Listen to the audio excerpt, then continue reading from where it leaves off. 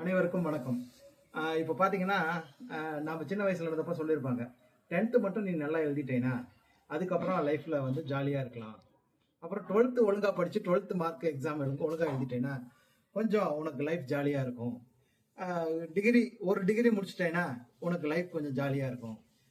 இதே மாதிரி நம்மள சொல்லிட்டே வருவாங்க. எப்போ வரும் சொல்லுவாங்கன்னே தெரியாது. எப்போ சொன்னாலும் இதே சொல்லிட்டு இருப்பாங்கன்னு வைங்களேன். என்ன விஷயம்னா, நம்ம எப்பயாவது ஒரு இடத்துல நம்ம ஜாலியா இருப்போம். இப்ப நம்ம ஜாலியா இல்ல அப்படிங்கிற செய்தி நமக்கு மனசுக்குள்ளார கொடுத்துக்கினே இருக்கும்.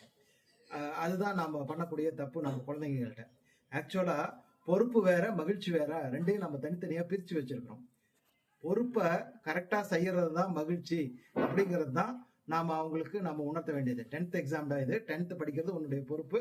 இதுல எக்ஸாம்ல நீ நல்லபடியா மார்க் வாங்கினேன்னா உன்னுடைய மனசு சாட்டிஸ்ஃபைடா இருக்கும், நிறைவா இருக்கும். அதுதான் உனக்கு மகிழ்ச்சி அப்படின்னு சொல்லி அவங்கள, அது எந்த ஒரு ஒர்க்கா இருந்தாலும், எக்ஸாமுங்கிறத நான் ஒரு உதாரணத்துக்கு சொல்றேன்.